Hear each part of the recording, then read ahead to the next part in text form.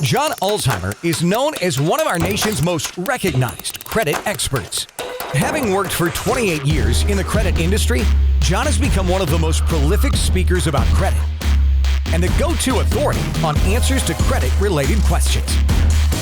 Credit Countdown with John Ulzheimer. Hello, my name is John Ulzheimer. I am a consumer credit expert. This is my 30th year in the credit industry. I spent some time at FICO, the credit scoring company, and Equifax, one of the generally recognized credit reporting agencies. Today's topic is actually going to be something that came from the Tradeline Supply YouTube channel, and it has to do with credit card utilization, which is that metric in credit scoring systems that considers the balances on your credit cards relative to the credit limits on your credit cards. And then the question that comes is actually kind of an interesting kind of quasi-myth that seems to have grown legs in the credit scoring environment, which is it better to actually have 0% utilization of your credit cards, or is it better to have something greater than 0%? So one of the common questions that pops up about credit card utilization is it better to always have a zero balance when you're going to apply for something, or is it better to have a balance on your credit cards that would lead to you being 1% utilized? And just so, let me give you an example of the math just to make it really easy.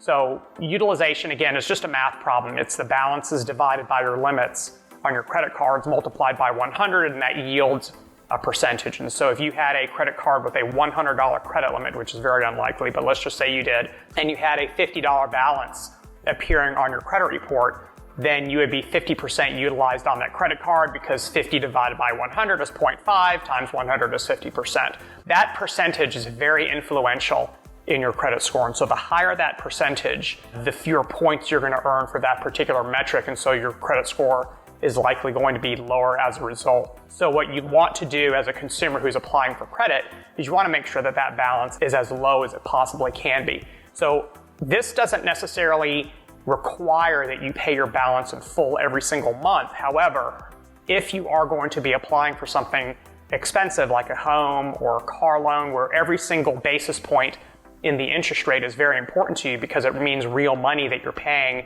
at the end of every single month when you get your statement, you do want your credit score to be as high as possible. So you want that APR to be as low as possible so that you can pay as little as possible for the money that you're going to borrow. That's a reasonable thing to shoot for. So if you're able to pay your credit card off in full before the statement closing date of the credit card, then the credit card issuer is going to report to the credit bureaus that you have a zero balance. And if you're able to do that across all of your credit cards that you use on a monthly basis, then your credit reports are going to indicate that you have a zero balance as of the statement closing date, which is fantastic because your utilization ratio is going to be zero, because if 0 divided by 100 is obviously going to be 0. If you're able to do that, then you're going to earn the lion's share of the points in that credit card utilization metric. So one of the questions that pops up from time to time has to do with, would I be better off if I left a small balance on my credit card so that my utilization ratio would be something around 1%? And believe it or not, as comical as this is going to sound, credit scoring systems don't always make common sense. But if you're able to do that, then you're actually going to earn more points in that particular metric. Now, I want to set the expectation very, very clearly. I'm not talking about the difference between having a good credit score and a bad credit score, or having a modest credit score and a slightly better credit. I'm talking about having elite credit scores in both of these scenarios. And so credit scoring systems, those built by FICO and VantageScore, they really reward consumers who have low credit card utilization. And so I'm not talking about, not binary, good versus bad. I'm talking about awesome versus awesome plus a little bit. So to the extent that you're able to keep a small balance on your credit card and get 1% utilization, which in my math problem earlier would really equal a $1 balance on a credit card that has a $100 limit, then you actually are going to earn slightly more points in your credit score. My advice, scrap that strategy. Don't even try to do it. And the reason I'm suggesting that is because credit scoring systems aren't stupid, and you're more likely to mess something up than you are to actually benefit from it. And here's why. This is an aggregate measurement. So if you have 3 or 4 credit cards on your credit report that have different credit limits, then you're going to have to take 1% of whatever that aggregate amount is and somehow nail it on your credit report month over month which is really, really hard to do. It's just so much easier to not get all twisted up and try to hit some specific percentage during any given month, because you're more likely to mess it up than you are to do anything else. So my advice, if you're willing to listen to it, is to always try to pay your credit card off in full every single month. I wouldn't worry about that percentage too much, because if you're able to keep it low, then you're going to have really good credit scores one way or the other.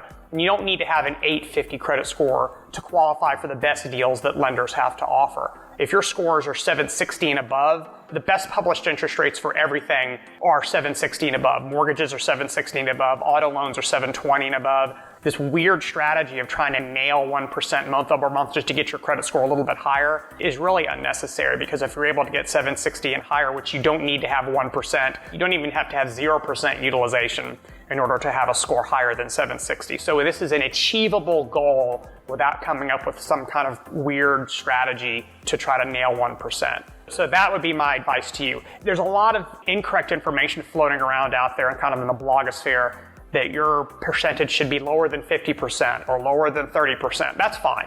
The scale, it's a descending scale, right? Or it's an inverse relationship. So as that percentage goes down, the number of points you're going to earn for that particular metric are going to go up. So if you have a credit card utilization of 50%, that's better than 60%, but not as good as 40%. So if you're able to nail 40%, then that's fine, but you're just not going to earn as many points as you would earn if you had something much lower than that. So I always tell people, shoot for less than 10%. The people in this country that have the highest credit scores have a utilization of less than 10%.